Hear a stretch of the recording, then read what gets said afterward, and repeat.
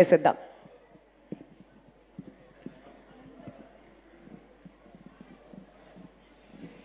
Good evening all.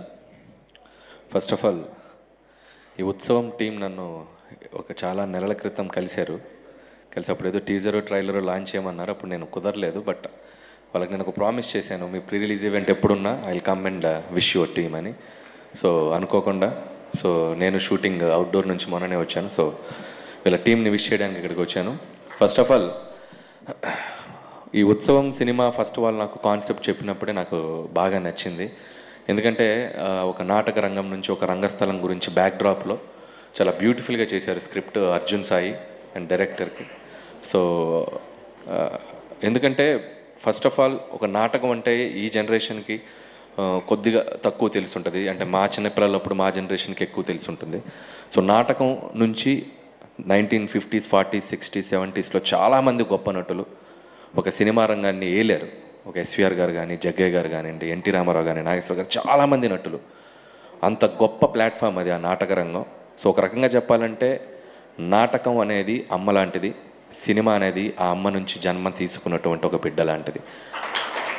So ఆ platform నుంచి వచ్చిన ఎంతోమంది గొప్ప నటులు ఇందాక నేను చెప్పినట్టు ఈ సినిమా రంగాన్ని వెళ్ళారు.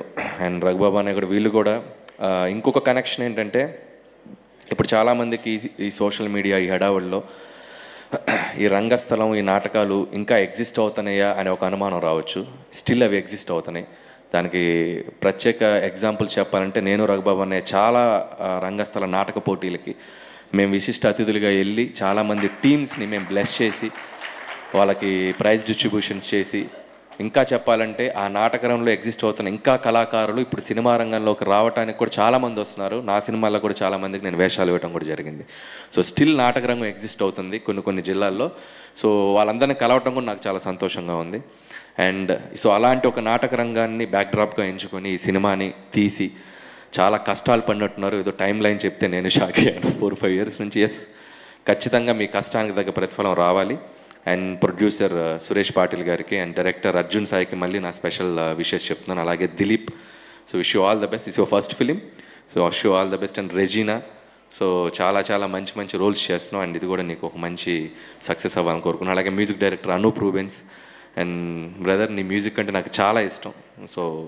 సో హోప్ నీకు కూడా మంచి సక్సెస్ వస్తుందని. అలాగే పృథ్వీ గారికి అండ్ రచ్చరవి అండ్ మా కవి గారు చాలా అద్భుతంగా పాడారు పద్యం. మీలో చాలా టాలెంట్స్ ఉన్నాయి. మీరు డ్యాన్స్ చేస్తారు, పద్యాలు పాడతారు, పాటలు రాస్తారు. And so happy brother. And అలాగే మా గిరిధర్ అండ్ రఘుబాబు అన్నయ్య. సో అలాగే బ్రహ్మానందం గారిది ఒక క్లిప్ చూశాను. అండ్ నిజంగా నేను షాక్ అయిపోయాను. నిజంగా బ్రహ్మానందం గారు నిజంగా అంత గొప్ప టాలెంట్ ఉంది ఆయనలో. ఆయన ఇంకా మంచి పాత్రలు మనం ఉపయోగించుకోవాలి. అలాగే రాజేంద్ర ప్రసాద్ గారు నాకు ఇష్టమైన నటులు. నిజంగా ఈ పోస్టర్ చూస్తే అందరితో వర్క్ చేశాను నేను ఆల్మోస్ట్ ఆల్. ప్రకాష్ రాజ్ గారు, నాజర్ గారు, ఆలీ గారు, రాజేంద్ర ప్రసాద్ గారు, ఆమని గారు.